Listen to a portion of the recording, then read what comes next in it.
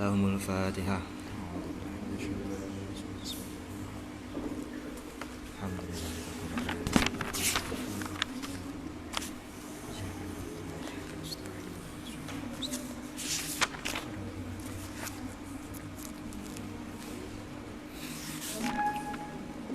Krungu ora iki? Hah? Kok rapat enak ngene aku. Ya wis.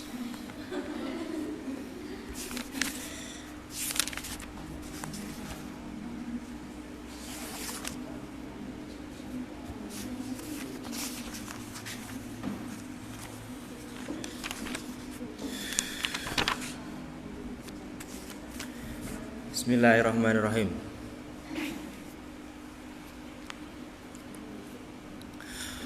Tsumma asyara. Nah, ngene iki. Ra kemeng aku nih. Tsumma asyara nuli awe syarah sopal musannif. Tsumma asyara nuli awe syarah sopal musannif li syurutil qudwati. Maring pira-pira syarate manut. Li syurutil qudwati maring pira-pira syarat manut.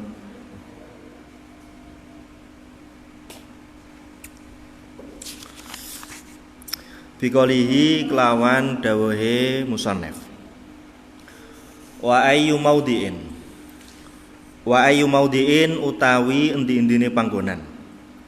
Wa ayyu maudiin utawi endi-endine panggonan. Shalah iku salat sapa makmum. Sapa makmum. Fil masjidin dalam masjid bi sholatil imami.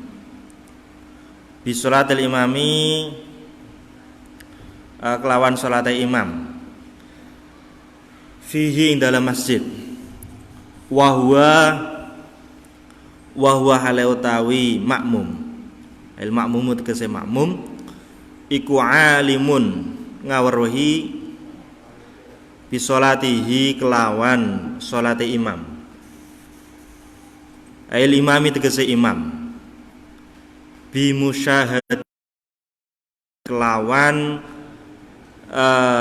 ningaline makmum bimusyahadatil makmumi kelawan ningaline makmum lahu maring imam au bimusyahadatihi utawa kelawan ningaline makmum ba'da sofin ing sebagiane sof. Jawabe ajaa mongko nyukupi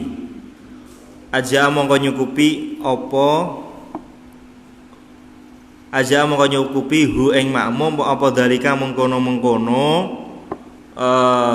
shalla fil masjid wa huwa alimun bi suratihi cukup fi sihatil iktidai ing dalem sahe makmum untuk manut bihi kelawan imam. Ngono mau malam yataqaddam ing dalam selagine orang ngajoni sapa makmum alih ing atas imam. Saiki fa in taqaddama mengko lamun ngajoni utawa ya disiki sapa makmum alih ing atas imam bi aqabihi kelawan poloke. Kelawan apa iki?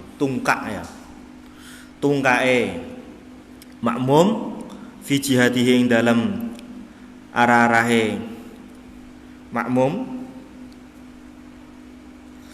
lam tan akid mongko ora sah apa salatuhu salate makmum wala taduru lan ora bahaya apa musawatuhu madanine makmum li imamihi maring imame makmum wa yundabulan den sunahake apa takhallufuhu ngerine makmum an imamihi saking imame makmum qalilan kelawan kidik wala yasiru lan ora dadi sapa makmum bihadza takhallufi kelawan ikilah ngeri munfaridan iku wong kang ijen anis sofi saking sof hatta la juza sehingga ora jim apa hak iku? Hak ya. Oh.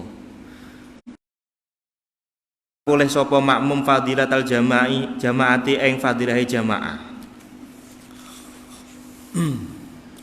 Wa in shalat lamun salat sapa imam fil masjidin dalam masjid wal makmumu hale utahe makmum iku kharijal masjidi ing dalem jabane masjid. Halaqoni ing dalem tingkah anane makmum iku qoriban parek minhu saking imam. Bi alam yazid kelawan gambare kelawan yen ta ora tambah apa masafatuma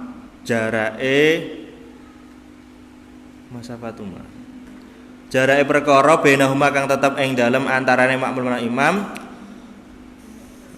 ora tambah ala salasi miati dhiraen ing atase 300 dhira takriban kelawan kira-kirane utawa membere kira-kirane wa huwa halau ta makmum iku alimun wong kang ngawruhi bisuratihi kelawan surate imam walaha ilalan ora ana aling-aling kumujud hunaka ing dalam kono-kono panggonan ai bainal imami ing dalam antarane imam wal makmumi lan makmum jaza mongko wenang apa aliktidau manut wa tu'tabaru lan den wilang-wilang apa almasafatu jarak almadkuratu kang den sebut min akhiril masjidi saking akhire masjid. Wa in kana lan ana sapa imamu imam wal makmumu lan makmum fi ghairil masjidi ing dalem liyane masjid. Imma fadhaun ana kalane ing dalem ora-ora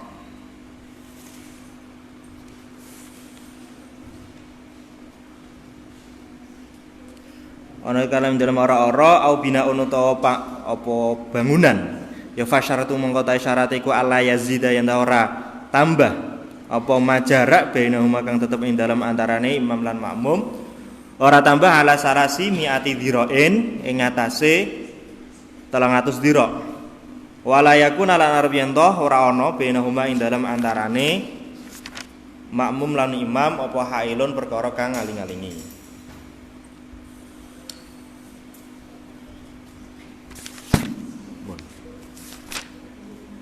Selanjutnya membahas mengenai syarat jamaah. Sebenarnya kemarin sudah sekilas sudah disebutkan, diantaranya itu adalah niat bermakmum. Untuk imam nggak wajib, terus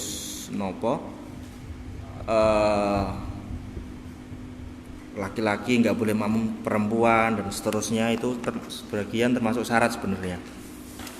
Terus di sini terkait dengan tempat jamaah. Jadi kalau Syafi'iyah itu nanti dipilah. Kalau jadi tempatnya itu di masjid atau di luar masjid, atau yang satu di masjid, yang satunya di luar masjid. Itu kalau di sini gitu. Kalau keduanya ini sama-sama di dalam masjid, maka tidak ada syarat jarak antara keduanya. Jadi semisal masjidnya itu andaikan 1 kilo, andaikan masjidnya itu 1 kilo, itu nanti nggak masalah. Jadi antara imam dan makmum jaraknya itu sekitar 1 kilo, itu nggak masalah selama di dalam masjid ya. Dalam masjid terus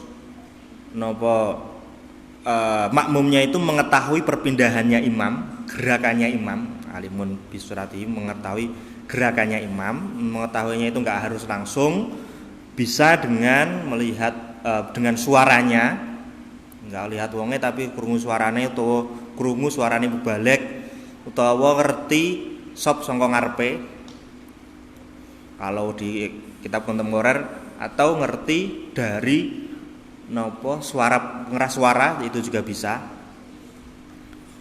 Terus bisa ada jalan untuk temerus, ada jalan menuju imam. Jadi jalannya itu nggak terbuntu. Kalau terbuntu itu nggak sah. Kalau Syafi'iyah itu. Jadi kalau di dalam masjid harus jalannya temurus. Kalau kok terpotong oleh tembok atau jendela yang bolongannya cilik-cilik kan reso lewat mesti ini kan. Emang opo kan Casper piye sing mlebu lewat jendela kan enggak. Nah, itu berarti enggak iso. Jadi kalau dalam masjid intinya itu tidak ada syarat jarak. Beda halnya ketika nanti di luar masjid. Kalau di luar masjid itu nanti ada syaratnya, jaraknya itu 300 dhira'. Ya, tadi kan 300 dhira'. Di antara makmum dan imam jaraknya maksimal itu 300 dhira'. Itu sebenarnya 300 dhira' itu batasan dari ulama. Jadi dulu kan pernah ya dalam bab tayamum ada 300 dhira' itu masalah haddul ghaus. Jadi lemparan anak panah itu paling jauh itu haddul ghaus. Itu 300 dhira'. Berarti berapa itu? Satu dhira'nya itu kisaran 48 cm atau 49 lah, segitu. Jadi jaraknya antara makmum dan imam itu tidak boleh lebih dari itu. Kalau lebih dari itu maka nanti nggak sah. Itu kalau di luar masjid. Nah, terus juga disyaratkan untuk mengetahui perpindahannya imam. Terus ada jalan temurus untuk menuju imam. Bedanya kalau dalam masjid itu nanti masjid boleh mubeng. Semisal dalannya kebuntu, tapi dalam menuju imam itu balik, muter itu boleh. Tapi kalau di luar masjid, semisal menuju imam itu dengan berputar, itu nanti nggak sah. Paham ya? Jadi berputar balik no. Jadi semisal terbuntu, ini kene imam ini kene. Terus mau menuju imam, ini harus muter dulu. Itu kalau di dalam masjid itu sah. Tapi kalau di luar masjid itu nggak sah, karena harus putar balik dulu. Makanya kalau di sini kan niki ada bolongannya. Dulu sempat pas anyar-anyar dibuntuni iki durung ngaji Fathul Qorib iki ya. Makanya ini dibolongi. Karena apa? Untuk temurusnya itu makmum menuju imam.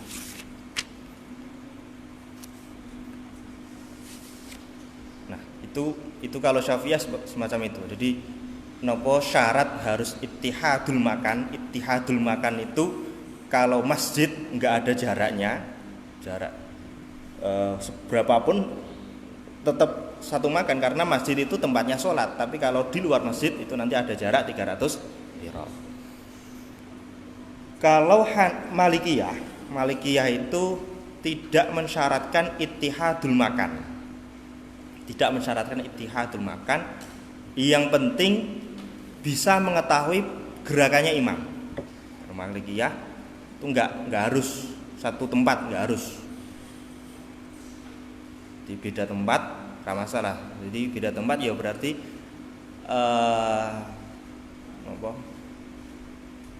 ya beda tempat adoh lah gampangannya, yang penting tahu gerakannya imam lah kalau Malikiyah itu.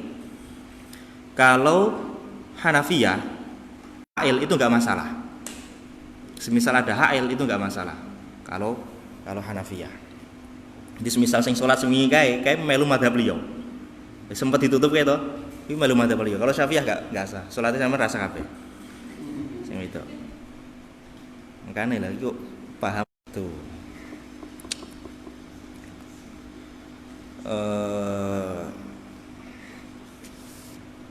Terus kalau makmumnya kalau imamnya itu di dalam masjid terus makmumnya itu di luar masjid, maka nanti ngitungnya itu ya akhir dari masjidnya, ngitung dari 300 dhira' itu akhir dari masjidnya, hitungnya seperti itu.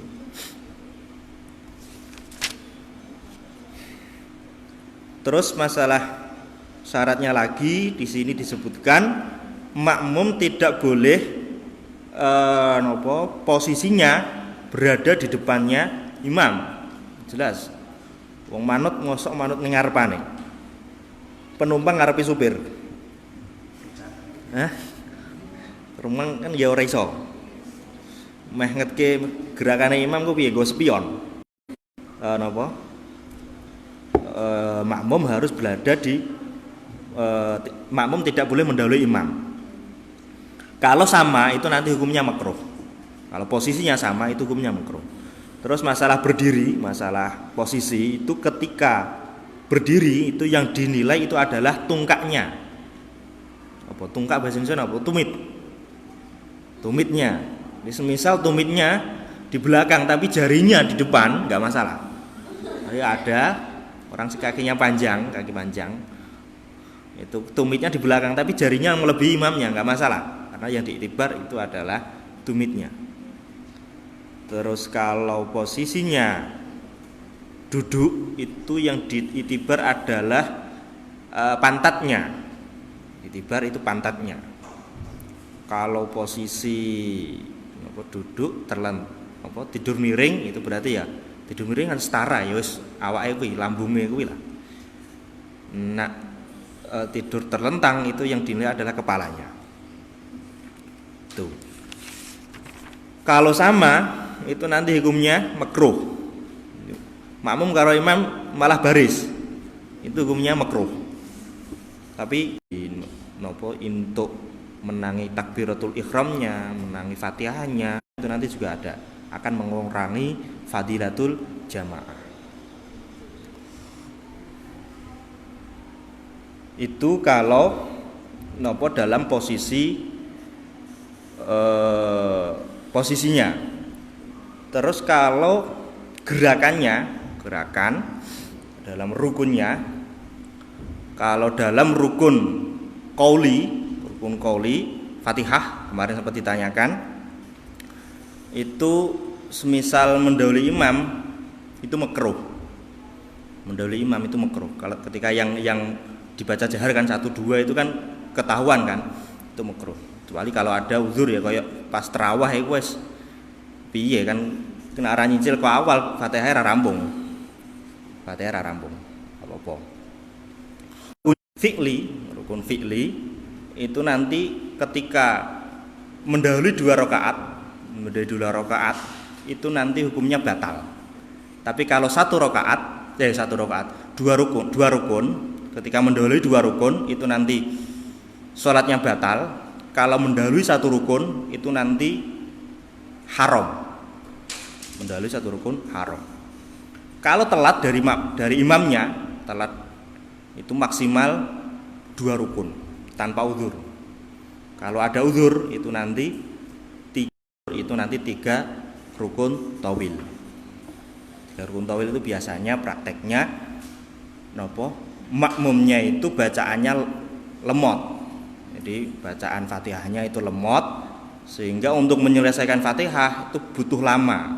Lah, dia dikasih waktu menyelesaikan Fatihahnya sampai imam bangun dari sujud keduanya. Jadi pertama kan ruku kan tawil, ya kan? Terus beritidal rukun qasir.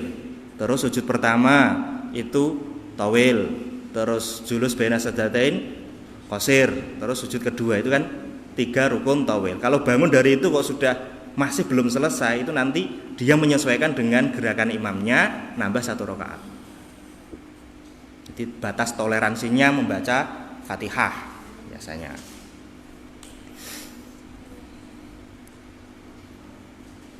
Kalau bareng dalam gerakan itu nanti juga makruh. Makanya kalau imam itu dianjurkan pas meh takbir iki yo kira-kira dene wis nganu sik lagi ana suarane soalnya nek anu wedine bareng karo makmume. Nah, bareng hukumnya makruh. Terus biasanya kadang itu orang makmum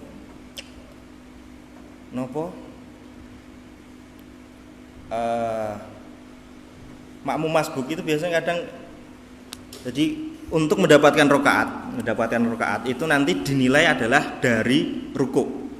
Kalau menangi ruku itu nanti mendapatkan rakaat. Kalau enggak mendapatkan ruku dalam tumaninahnya itu nanti enggak mendapatkan rakaat. Kadang ada orang telat, imamnya sudah itidal, dia ngebut ruku baru itidal, itu salah. Jadi semisal dia menang itidal, jangan rukuk, langsung itidalnya itu masuk pada itidalnya. Jangan nyusul. Jadi nyusul diselip, set denen rukuk, padahal imamnya itidal. Itu salah. Kalau kemarin lihat santri sini gitu. Jadi imamnya itu sudah itidal, dia rukuk dulu, baru itidal. Itu salah. Jadi masuknya itidal ya itidal. Kadang aneh, kalau pernah lihat imamnya sujud, denen nyelip. Takbir, ruku, itidal, sujud.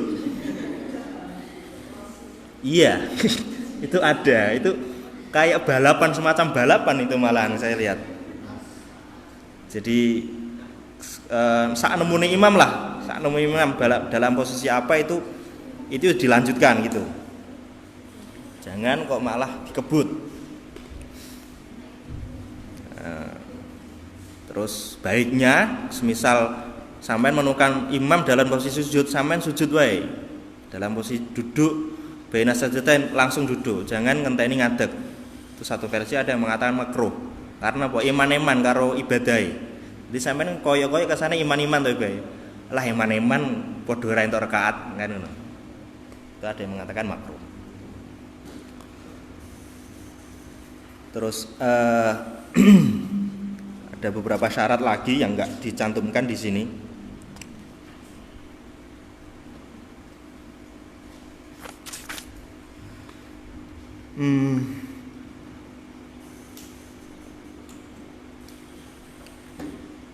Istimak makan sudah. Terus nopo antara makmum dan imam ini harus sesuai gerakannya dalam af'al adz-dzahirah. Itu kemarin sempat saya jelaskan, tidak boleh jamaah antara sholat jenazah dengan sholat fardu, itu nggak boleh. Atau dengan sholat khusuf, itu nggak boleh ketika sempurna. Tapi kalau perbedaannya itu dari segi qadha dan ada, itu nggak masalah, tapi makruh. Atau beda jenisnya, satu zuhur, satu subuh, itu boleh. Nanti caranya, semisal makmumnya subuh ya antara mufaraqah atau ngenteni imam, itu bisa.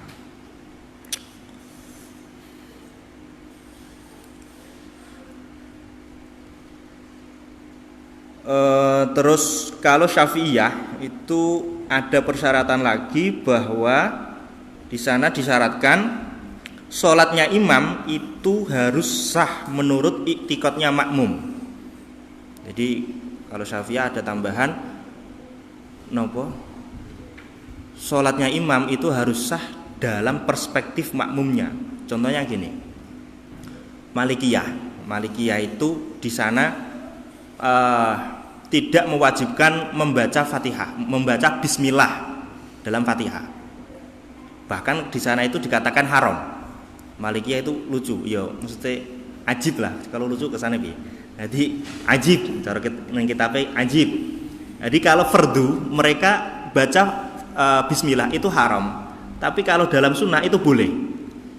Jadi ajib. Nah ini kan kalau dalam perspektif Syafi'iyah ini kan nggak sah. Kalau Syafi'iyah Bismillah itu wajib dibaca. Nah ini semisal kita makmum pada Malikiyah itu nggak sah. Karena apa? Dalam perspektif kita sholatnya imam itu nggak sah. Nah itu biasanya dipraktekkan pas sing karo non NU ya, biasanya gitu. Tapi di sini ada perkhilafan mengenai al-ibrah itu di'tiqadil makmum atau imam. Kalau versi yang kuat, kalau biasanya yang dikutip itu i'tiqadnya makmum yang diitibar. I'tiqadnya makmum mengenai sahnya imam. Tapi ada versi yang lain yang mengatakan yang diitibar itu adalah i'tiqadnya imam. Jadi kalau imam itu menganggap sholatnya sah, ya berarti sah. Paham ya maksudnya? Bedanya ya. Jadi kalau menurut imamnya itu sudah sah, ya nggak apa-apa, kita lanjut saja. Nah itu bisa kita gunakan ketika kita pas nemu jamaah neng yo di luar kita lah biasanya. Kadang kan pas lungo-lungo neng SPBU biasanya kan yang menghandle kan non NU. Itu kadang tanpa kunut, kadang tanpa bismillah. Nah itu sampean ikut iya aja, nggak usah repot-repot. Soalnya kadang repot, kadang ya ada yang ikut yang itu itikadul makmum, sehingga ya nggak iso jamaah. Misal kene wis Jumatan, ya kok ternyata imamnya nggak mau coba bismillah, nah, itu kan nanti berdua nggak sah kan. Nah, kita ikut yang itibar, yang diitibar adalah itikadnya imam. Atau kadang disiasati dengan husnudzon bahwa imamnya itu maca bismillah. Tapi nek ngerti akidahe ngono, ajarannya ngono ya sebenarnya ya gak sah sebenarnya. Paham ya? Maksud iki paham ya? Ya. Soalnya iku praktek. Terus syaratnya lagi, sholatnya imam itu sholat yang tidak perlu diiadah. Kalau sholatnya imam itu adalah sholat yang diiadah, maka nanti jamaahnya nggak sah, tidak sah jamaahnya.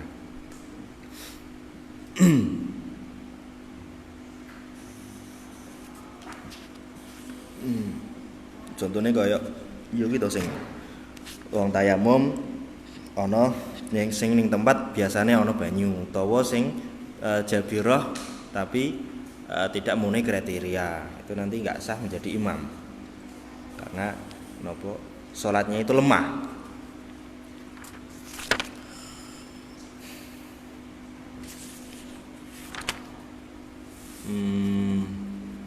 Campur mulai lagi.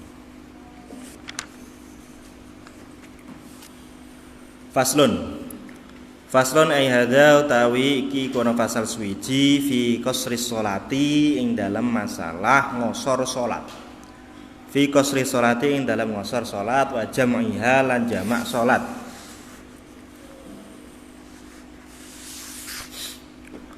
Ail mutalabisi tegese wong kang apa manane menganggoni. Ail mutalabisi tegese wong kang menganggoni bisafari kelawan safar.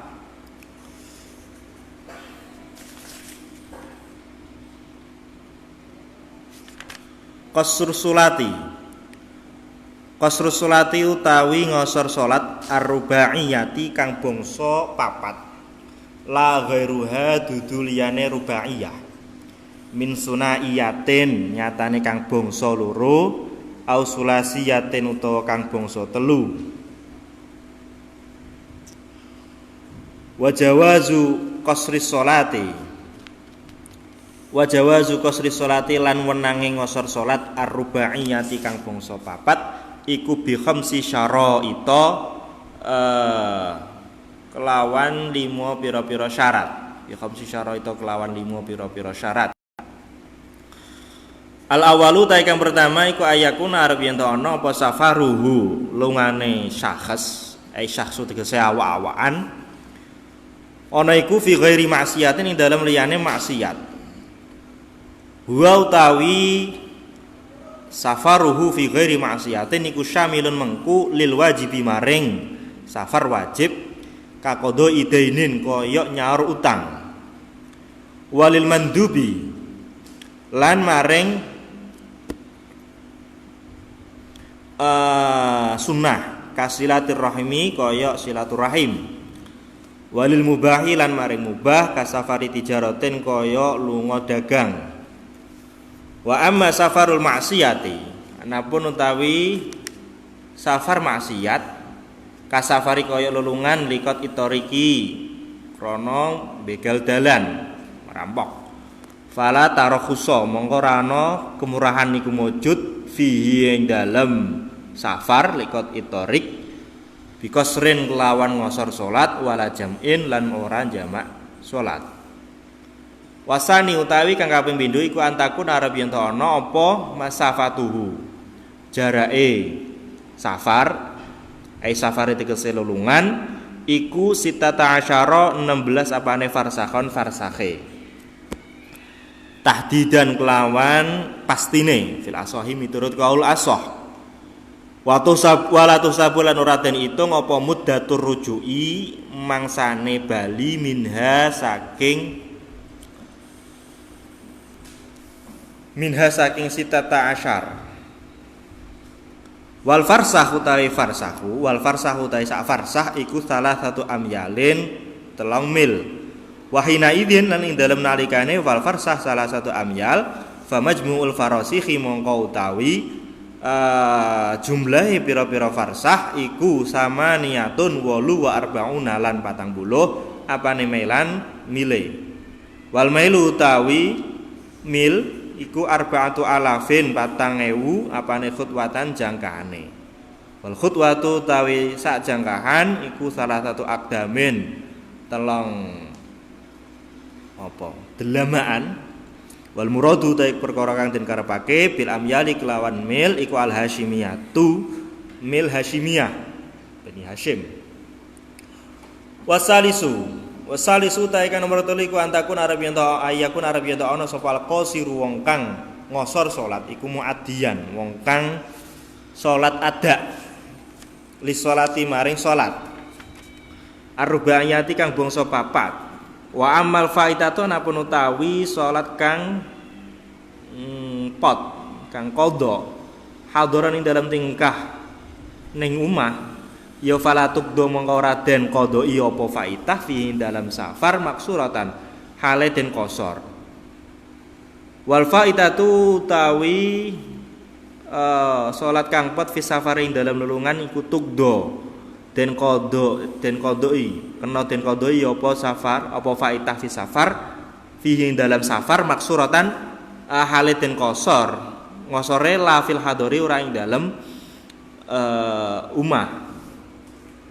Warabiu ta kang nomor 4 iku ayan wiya yen to niat sopal musafir wong kang lelungan al qasra ing qasar li sholati maring salat mal ikhrami dalam sertane takbiratul ihram biha kelawan salat.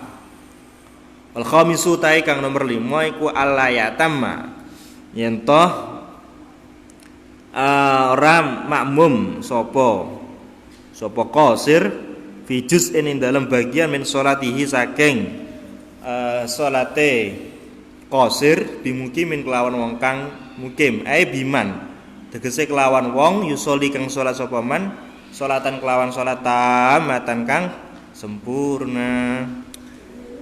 Lias mula supaya mangku apa man yusolli sholatan tamatan al musafira ing wong kang lelungan al mutima kang nyempurnake salate. Wa yajuzu lan menang lil musafiri ketuwe wong kang lelungan safaran kelawan. Oh wis kakak lewat. Selanjutnya membahas mengenai qasar dan jamak. Qasar itu termasuk kalau Syafi'iyah itu mengatakan rukhsah. Tapi kalau Malikiyah Hanafiyah itu mengatakan itu azimah. Mengenai hukumnya qasar itu kalau Syafi'iyah kalau 2 marhalah itu hukumnya sunnah.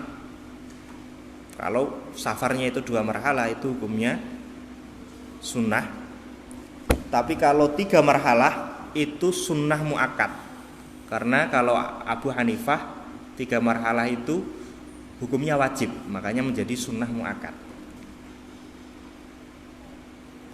Tapi ada keterangan di kitab Tanwirul Qulub 3 marhalahnya Hanafiyah itu sama dengan 2 marhalahnya Syafi'iyah. Tentang Tanwirul Qulub ada keterangan gitu. Soalnya kadang itu ukuran beda-beda.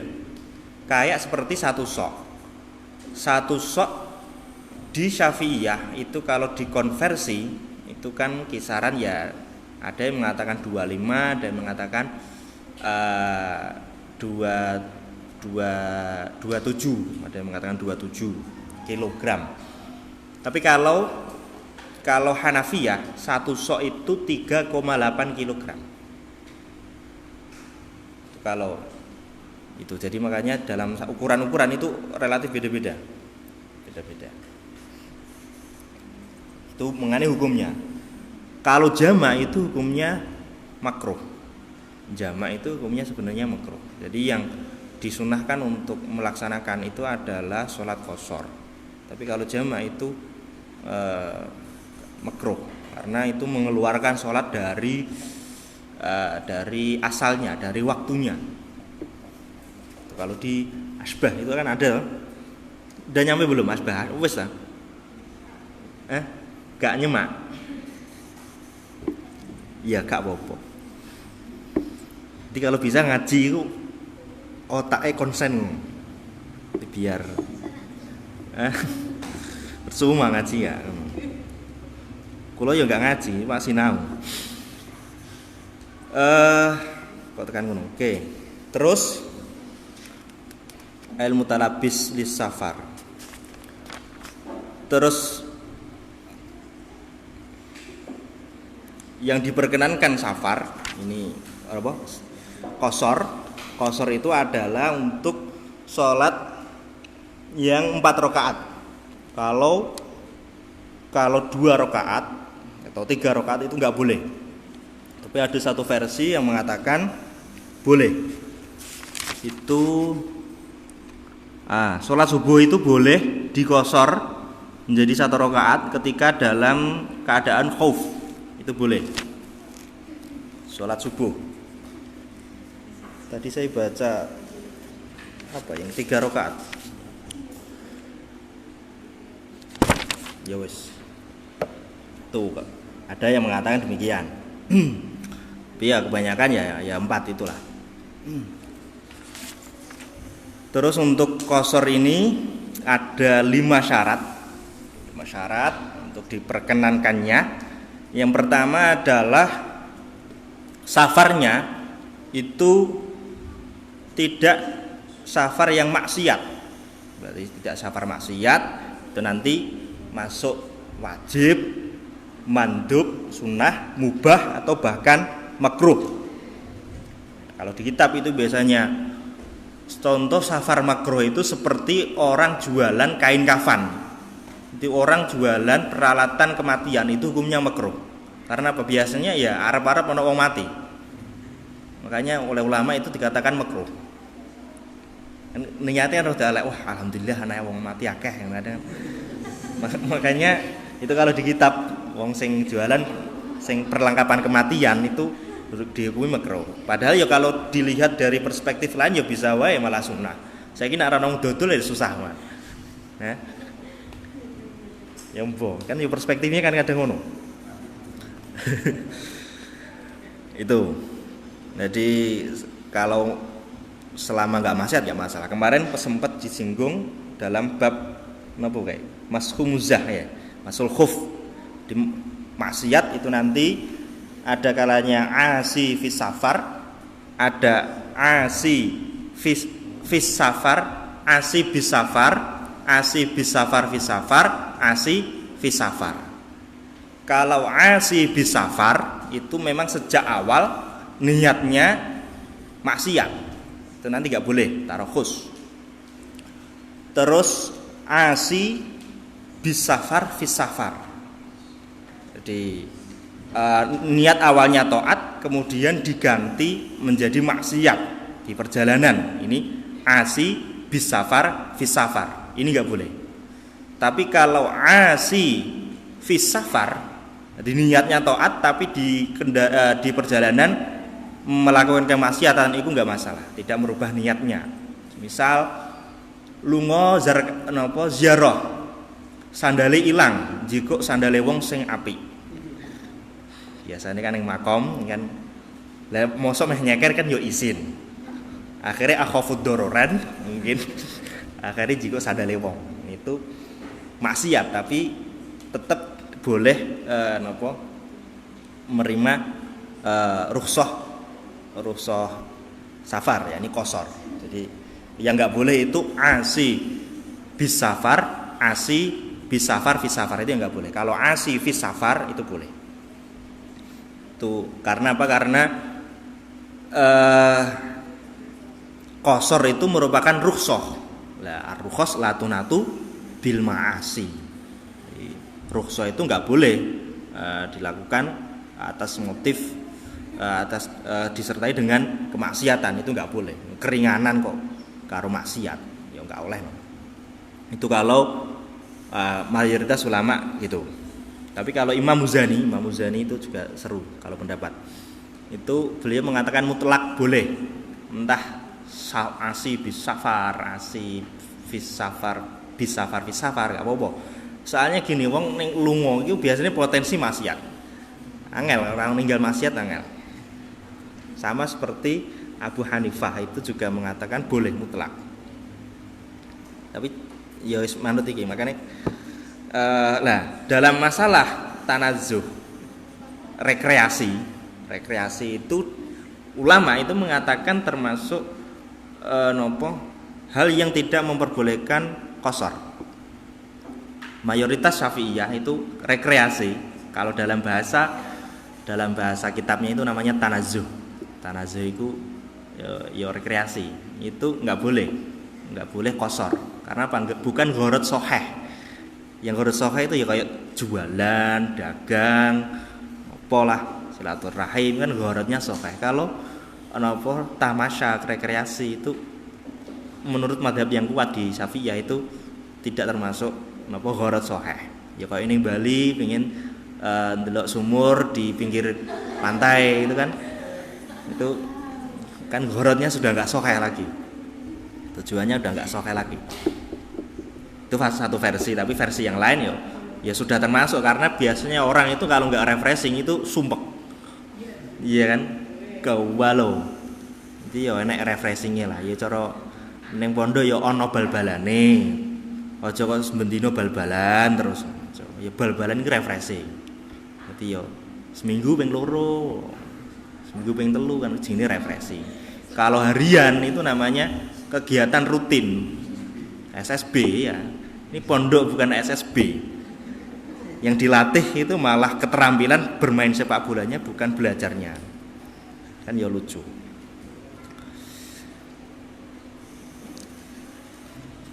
Itu. Syaratnya fi ghairi maksiatin, terus antakuna masafatuhu sitata asyara farsah. Pokoknya dihitung-hitung totalnya ngono. Kalau dikonversi ke kilometer, ini nanti akan ada beberapa perkhilafan. Ini karena perbedaan pendekatan sih. Perbedaan pendekatan mengenai apa ya? Konversinya. Contoh misal kalau kita mengacu pada apa yang disebutkan di sini itu yang mengatakan 1 mil itu adalah 4.000 jangka. Itu kalau dikonversi itu 129,5 km. Kalau manut ning kita pikir loh ya. Kalau dikonversi itu 129,5 km. Soalnya itu yaitu kalau kitab ini dikonversi ke kilometer 129,5 km. Akhirnya oleh ulama yang kontemporer ini terlalu jauh. Soalnya itu dalilnya itu banyak. Dalil jarak qasar 2 marhalah itu dalilnya ada banyak. Sehingga nanti banyak hasilnya. Ada yang menyebutkan kalau dikonversi itu 85 atau 86 km. 85 atau 86 km satu versi. Versi yang lain ada yang mengatakan 75 km 600 meter. 75 km 600 meter. Ada yang mengatakan jaraknya itu 80 km 640 meter. Itu khilafnya banyak. Kalau di fikih Islam itu banyak. Itu. Jadi khilafnya banyak mengenai 2 marhalah.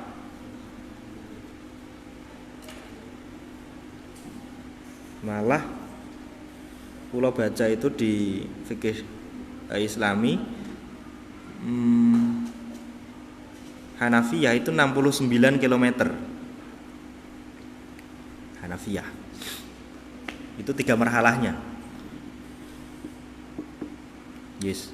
Biasanya nak diajari berapa? 84. Oh, yes. Ya, ada yang 75 600 meter, ada 80, ada yang 85, 86, macam-macam soalnya. Itu jaraknya itu jarak jarak tujuannya loh ya, bukan bolak-balik loh ya. Jadi bukan bolak-balik, jalan tujuan ke sana, dan jalannya itu jalan normal. Misal nanti bisa jalan deket tapi terus sampean ben iso merahi itu muter-muter ya, itu nggak boleh. Jaraknya itu jarak normalnya. Terus nah, untuk bisa melakukan qashar itu kan tadi dikatakan orangnya itu harus mutalabis bisafar, sudah dikatakan safar. Sudah dikatakan safar itu artinya dia sudah keluar dari daerahnya. Kalau di kitab-kitab itu biasanya ada kalau desanya itu ada pembatasnya, maka ya mulai dari pembatasnya itu. Biasanya kan desa-desa kan ada toh. Nah, itu kalau sudah keluar itu sudah. Misal kita mau ke Jakarta, ke Meranggen, sudah di Meranggen itu sudah boleh dikatakan sudah boleh melakukan qashar. Karena apa? Dia sudah talabus bisafar. Gitu ya. Bukan kok harus nyampe 2 marhalah, enggak. Jadi sudah, kalau pokoknya sudah talabus bisafar ya boleh. Ya kalau harus sampai 2 marhalah lah terus piye lho kono kan wis tekan. Kan seperti itu.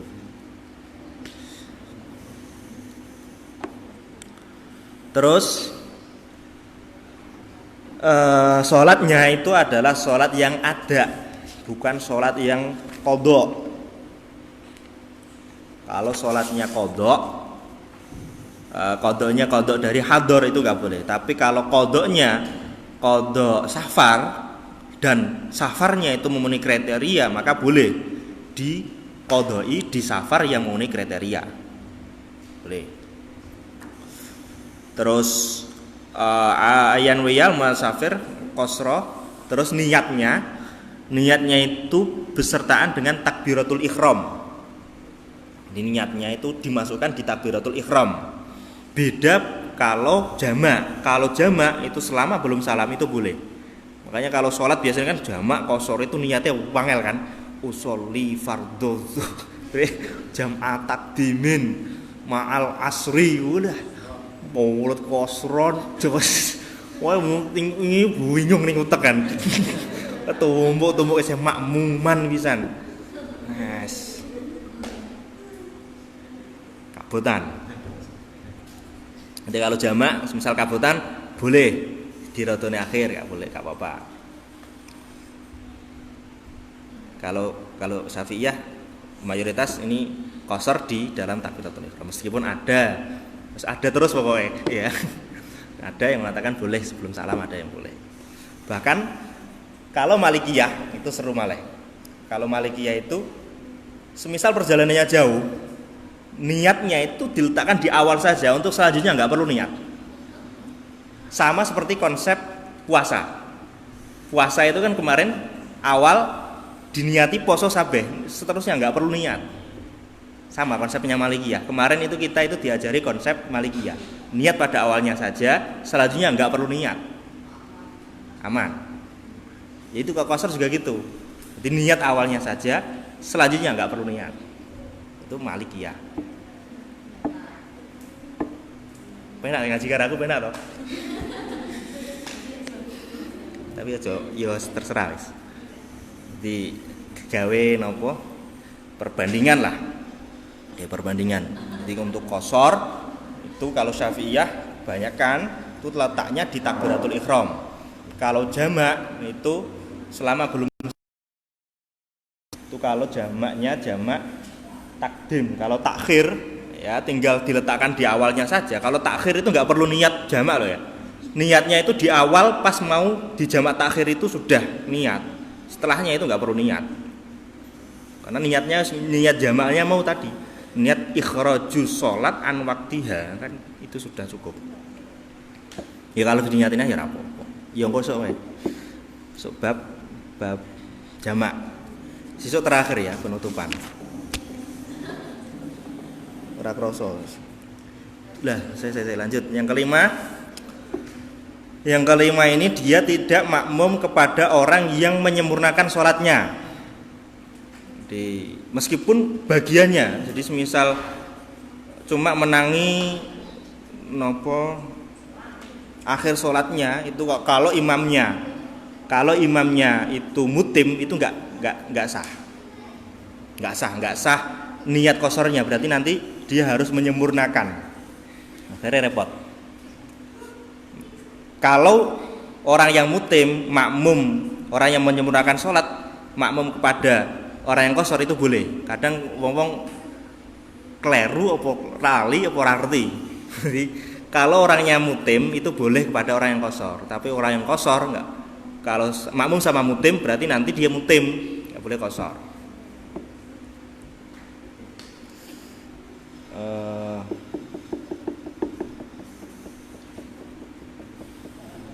Jadi semisal awalnya dia niat kosor, ini pas diwian ya, pas niat kosor, terus pertengahan pingin menyempurnakan itu boleh.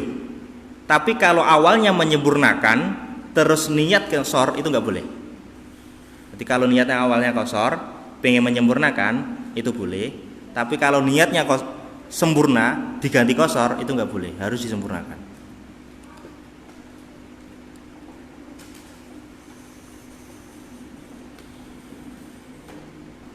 Nah, kalau di sini ada keterangan nak digantungkan kalau imamnya kosor, in kosuro kosor tu wa in atmam wa illa atmam tu. Kalau niatnya digantungkan, kalau imamnya kosor berarti aku kosor, kalau imamnya nggak kosor berarti aku nggak kosor, itu boleh. Jadi kan nggak jelas tau biasanya. Makanya baiknya kalau bepergian yo jamaahnya karo wong sing jelas wae. Kalau nggak jelas itu nanti repot. Jadi sak rombongan engko ngerti kan. Oh ini niatnya kosor. Terus masih ada beberapa syarat lagi. Syaratnya lagi adalah harus menuju tempat yang maklum. Tempatnya itu jelas, nggak boleh nopo wong minggat terus mau kemana nggak tahu, itu nggak boleh kosor karena tempatnya itu nggak jelas. Terus mengetahui bahwa kosor itu diperbolehkan, ya boleh. Sehingga untuk yang tadi, misal sampean melu wong gak ngerti iki melu ngoning di kok gak ngerti, sampean nggak boleh kosor. Biasanya itu prakteknya santri nderene kiai ini sopir kan gak ngerti meh ndi kadang kan gak diceritani, itu nggak boleh kosor. Boleh kosor ketika sudah mencapai 2 marhalah. Beda dengan yang sudah tahu sejak awal. Kalau sudah tahu sejak awal kemana, itu nanti boleh kosor ketika sudah talabus bisafar.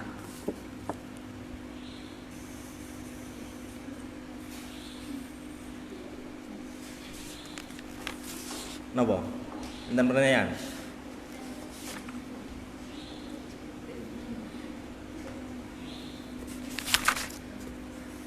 Wa yajuzu lil musafir wallahu alam. Al-Fatihah.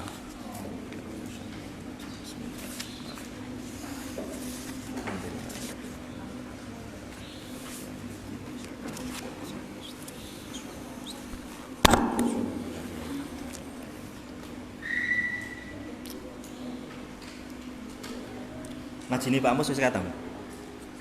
Sampun. Sano streaming kira aku tok. Mun doang.